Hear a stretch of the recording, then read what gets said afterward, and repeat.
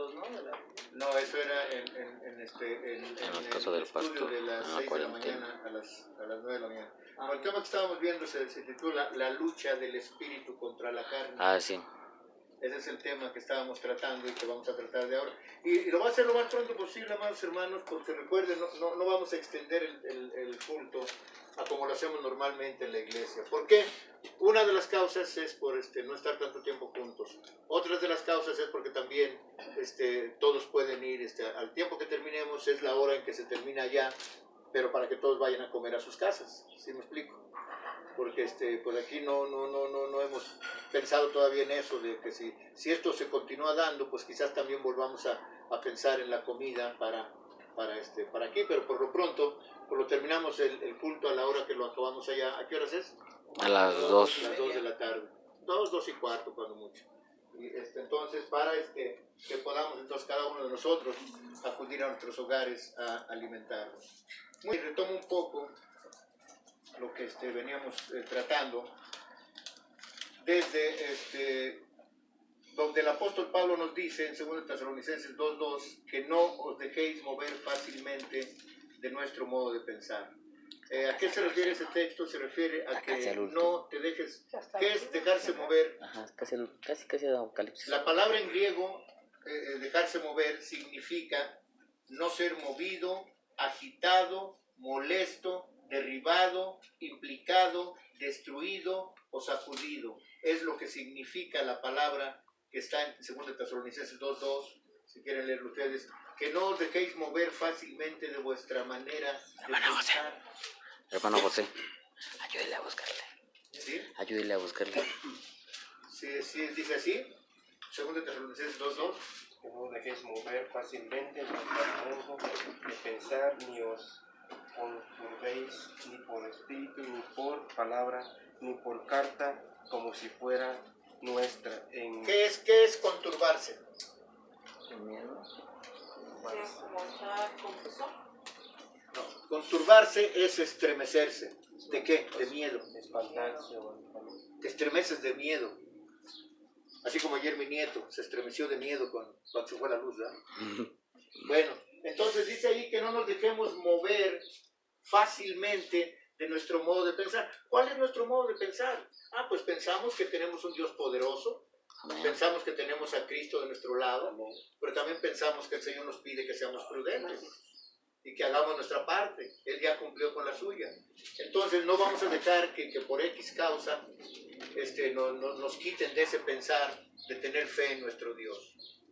Tenemos fe en nuestro Dios, también tenemos una mente, un cerebro para pensar y hacer las cosas conforme a su voluntad. ¿Ustedes creen que Dios se enojaría porque hacemos las cosas de acuerdo a su voluntad? No. Cuando es lo que pide Dios. Porque los que van a entrar al reino de Dios son los que hagan la voluntad de Dios, no los que no la hagan. Entonces, decía ahí, entonces la palabra mover en griego significa nuevamente ser movido, ser agitado, ser molestado, ser derribado, ser implicado, destruido o sacudido. Todo eso significa la palabra no se dejen mover de su manera de pensar. Y la mente, mis hermanos, es una de las partes más complejas y menos explicadas del cuerpo humano. Puesto que el cuerpo humano y la mente más bien es muy compleja. Hasta la fecha la ciencia no ha podido dar un estudio completo del cerebro. Todavía no, a pesar de la ciencia estar tan avanzada, ¿no? Pero Satanás tiene muchas estrategias, mis hermanos, para influir en las mentes humanas y en los cuerpos y en las conciencias. Así que el enemigo puede gobernar tu mente, ¿sí? Te gobernará todo tu ser si tú se lo permites. Si tú le permites o le dejas la puerta abierta, una cosa es abrirle la puerta al enemigo. ¿Cómo le abres la puerta? Practicando cosas del mundo. Practicando cosas del mundo. Entonces el enemigo dice, este es de los míos. Y le abres la puerta y entra. Pero a veces solamente le dejas la puerta abierta no estando protegido por Dios. ¿Cómo es eso? Que te apartas de la iglesia, te apartas de Dios, te apartas de la palabra, te apartas de orar. Y entonces estás desprotegido. Y eso es dejarle la puerta abierta al enemigo. Y es cuando el enemigo dice, ¿se acuerdan de ese texto donde dice que alguien estaba poseído de un espíritu? Y que entonces esta persona va y se acerca a Dios o a la iglesia, se limpia, se purifica y ese espíritu es expulsado de Se él. va. Pero después esta persona vuelve a su primer estado, ¿verdad? Que después dice que el segundo estado es peor que el primero, porque vuelve a su estado normal que era en el mundo, y entonces ese espíritu va y trae a otros 7 espíritus. Porque Dice, vamos estaba a morar limpio. en este cuerpo porque está limpio, está purificado. Y entonces ya no es uno, son 7 espíritus que moran en esa persona.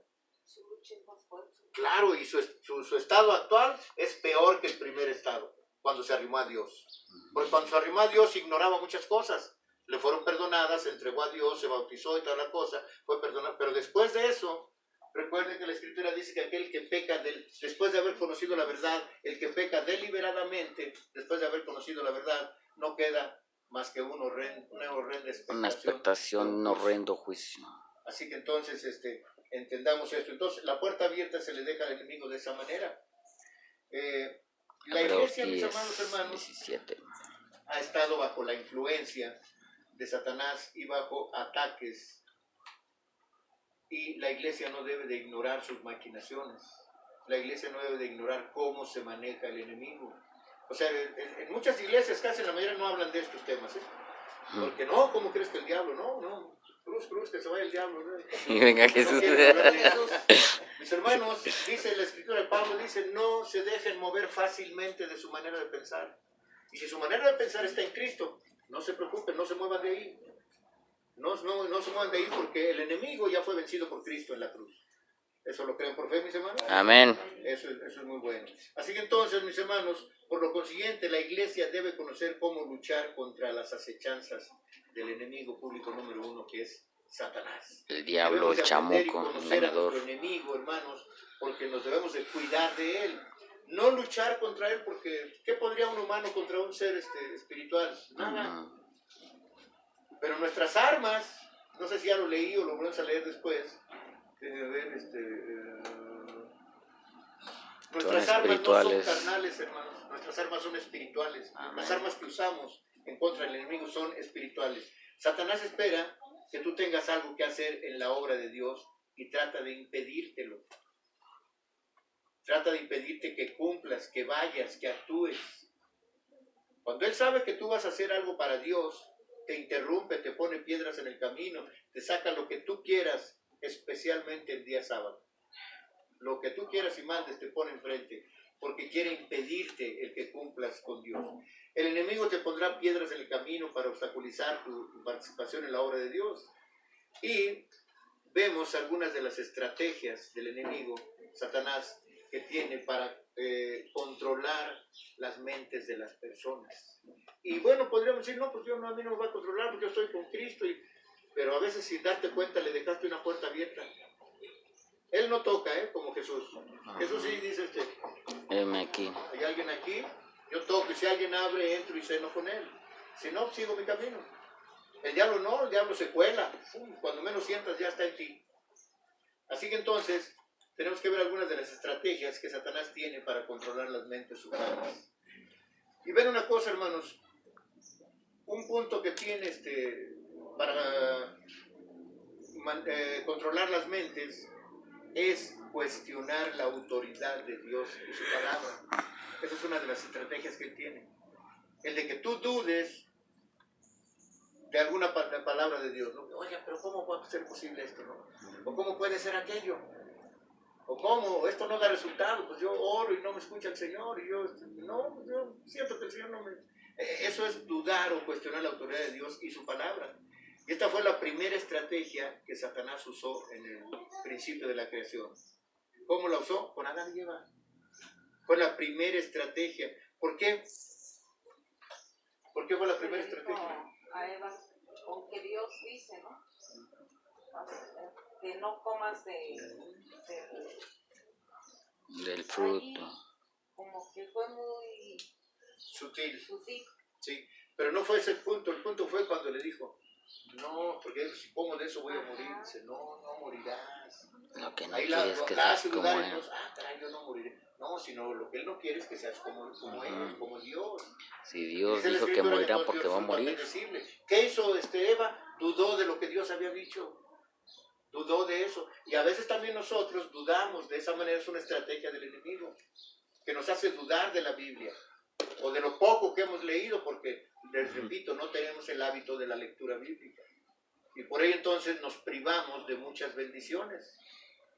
Nos privamos de muchísimas bendiciones porque no tenemos el hábito de la lectura. Pero si leyéramos la Biblia cotidianamente, mis hermanos, se llenaría tu mente y tu corazón de palabra de Dios. Pero dice la Escritura que de lo que abunda en tu corazón, de eso habla tu mente. Y a veces hablamos cada sandez, mi hermano, es de lo que está lleno nuestro corazón. En lugar de hablar de amor, de paz, de misericordia, de ayuda, de esperanza, de todo eso, ¿no? En lugar de hablar de eso, hablamos de lo que no nos gusta, criticamos al hermano, hablamos de los demás, y todo aquello, nos la pasamos quejándonos y quejándonos y quejándonos y quejándonos. En lugar de que diario le diéramos gracias a Dios por todo. Hermanos, el hecho de estar aquí es una bendición de Dios. El hecho de reunirnos en su nombre es una bendición de Dios. Así que esta estrategia la sigue usando con todo mundo, especialmente con los religiosos. Y esta va directamente a donde creen. Esta estrategia es un dardo de fuego del enemigo. ¿Hacia dónde va dirigida? la mente. Va dirigida hacia la mente del ser humano. Vean por favor Génesis 3.1. Vean a Génesis 3.1 qué dice.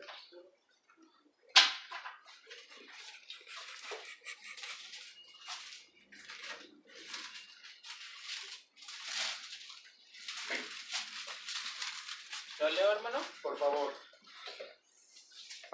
Dice, pero la serpiente era astuta más que todos los animales del campo que Jehová Dios había hecho, la cual dijo a la mujer, ¿con que Dios os ha dicho no comáis de todo árbol del huerto? ¿Les digo? Ajá. Y la mujer respondió a la serpiente, del fruto de los árboles del huerto podemos comer, pero del fruto del árbol que está en medio del huerto, dijo Dios, no comeréis de él, ni lo tocaréis para que no moriráis. Entonces la serpiente dijo a la mujer, no moriréis, sino que sabe Dios que el día que comáis de él serán abiertos vuestros ojos y seréis como Dios, sabiendo bien el bien y el mal. Gracias. Y no ha pasado así a veces que a veces nos convence más algún negocio, algún dinero, alguna comodidad, ¿verdad? Más que ir a la iglesia.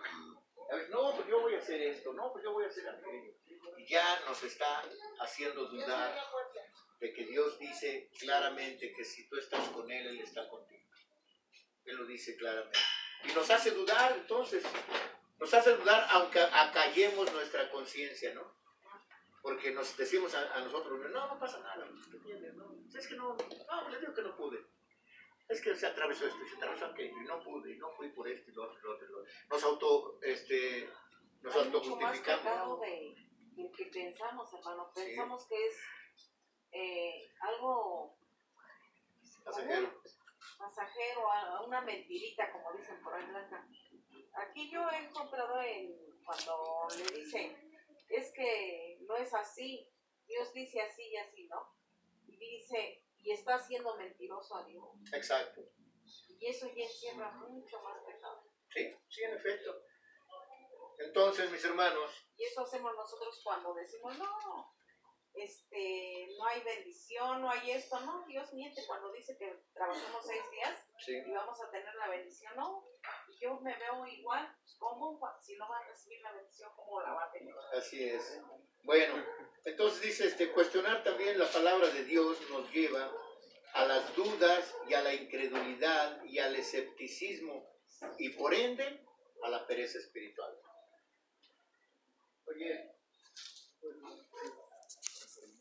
las dudas, a la incredulidad y al escepticismo y por ende nos lleva a la pereza espiritual. Bueno, ese es el primer punto de cuestionar la autoridad de la palabra de Dios.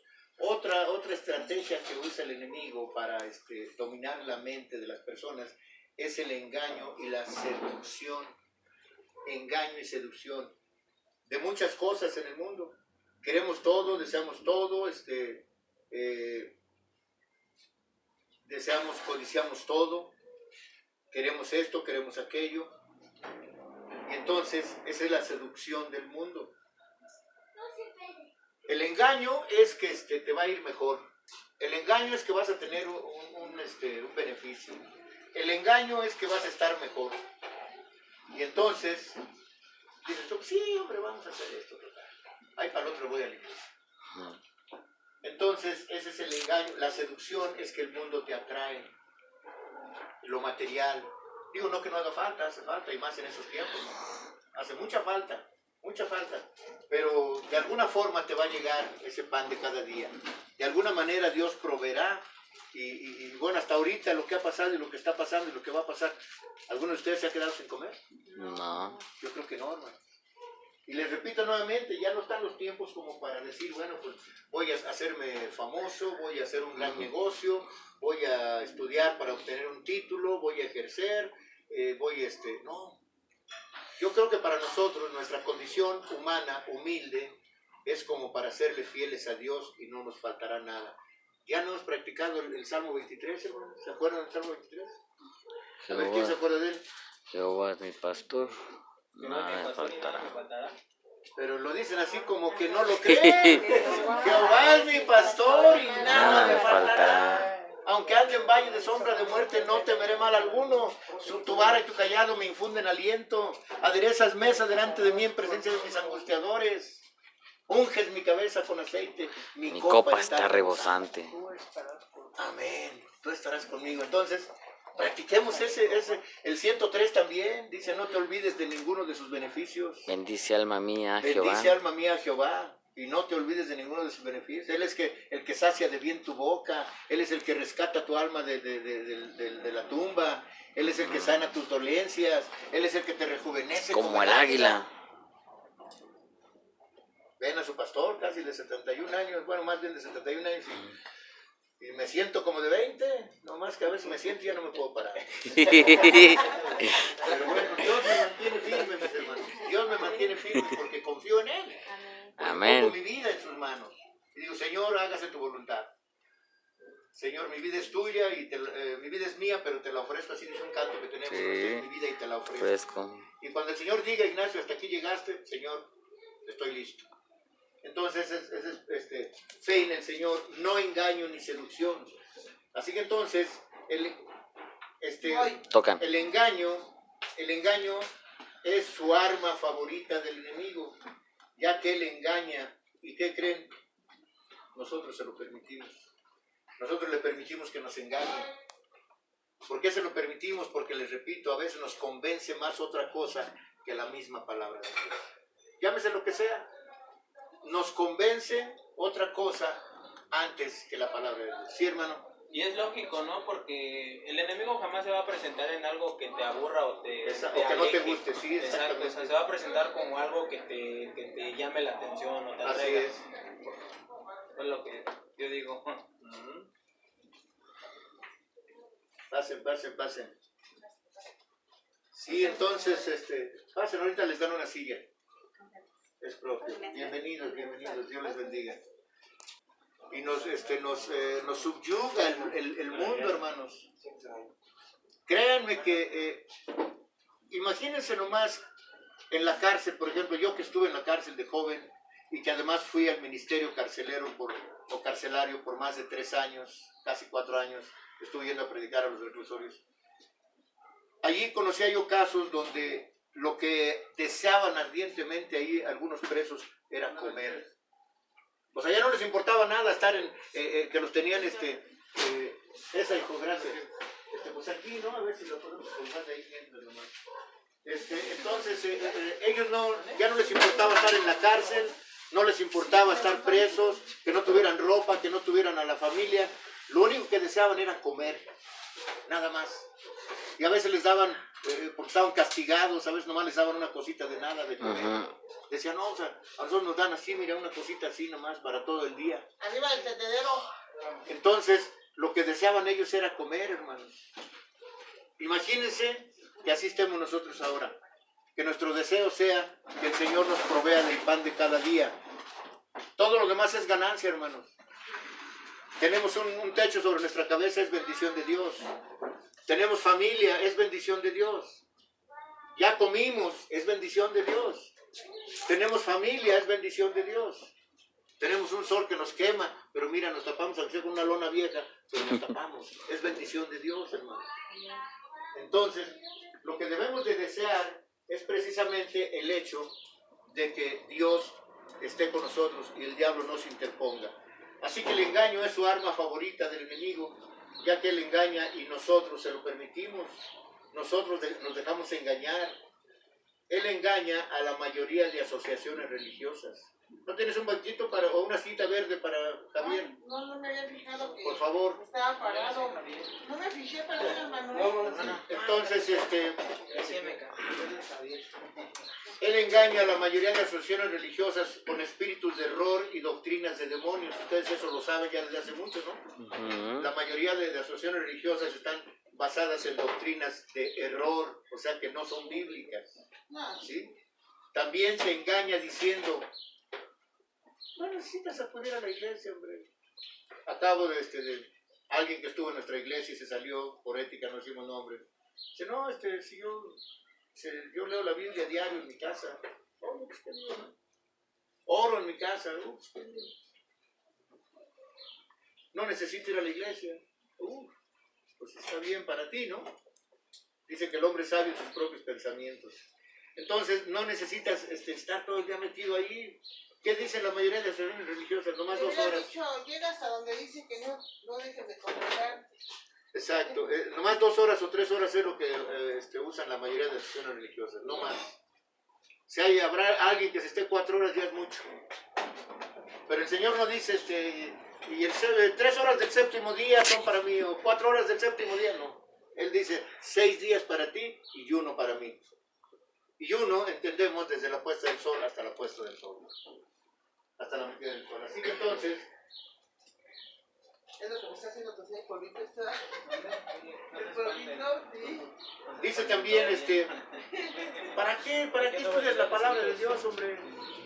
Eso es aburrido. ¿Para qué estás ahí leyendo y leyendo y leyendo? Ahí está el enemigo diciendo, no, ¿para qué la lees, hombre? No tiene sentido eso. ¿Para qué te esfuerzas en tanto? También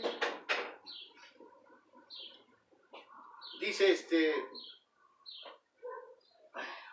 ocupa tu tiempo en algo más provechoso. Tú ya eres salvo, hagas lo que hagas, ya. Así dicen en varias denominaciones, ¿no? Ya eres salvo por gracia, dicen. Sí, y que ya hagas lo que hagas, ya tú ya eres salvo. Jesús hizo todo por ti. Exacto. Y dice la Escritura, erráis las Escrituras.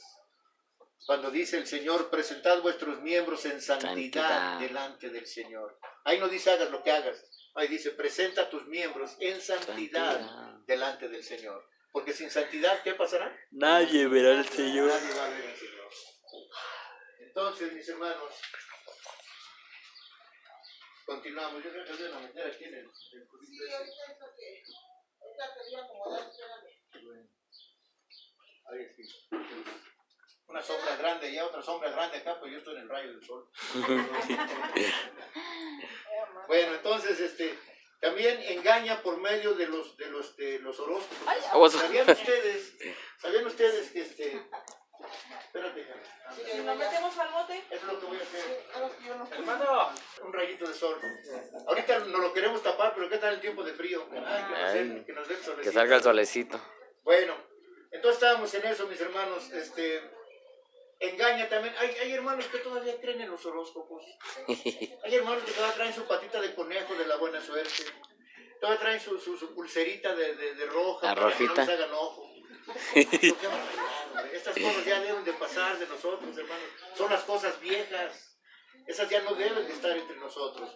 Y de esa forma, la gente, el diablo hace que piense que puede conocer también su futuro. ¿Verdad? Porque les leen el tarot, les leen el café, las cartas y todo eso, y piensan que pueden conocer el futuro de esa manera. Qué equivocados están, ¿no? Hay un canto que dice el futuro es suyo, o sea, de Cristo, ¿verdad? Entonces el futuro es de Cristo, no es de nadie más. Les hace creer también que Dios no castiga. Dice, no, Dios es bueno, Dios te perdona todo, hombre, no pasa nada. Tú haz lo que quieras, si te sientes bien haciéndolo, hazlo, hombre. No pasa nada, Dios es bueno en perdonar. No te preocupes, hombre, tú haz lo que quieras hacer. Ya ven que los griegos dijeron, bueno, Dios solo quiere mi corazón, así que entonces con mi cuerpo voy a hacer lo que quiera. Se va a dar bola el hacha con mi cuerpo, porque al cabo Dios no solo quiere mi corazón. Y no es así, mis hermanos. Así que entonces no se dejen engañar, les hace creer que Dios no castigue, que pueden hacer lo que quieran. No es así, hermanos. Dios es un Dios de orden. ¿Qué entendemos por orden? ¿Qué entendemos por orden? Como disciplina, es disciplinado. Bueno, orden es mandato. Mandato es mandamiento. ¿Sí entienden eso? Se debe de hacer como Él lo dice. Orden, por ejemplo, tú vas y dices, deme una orden de esto. O viene la orden desde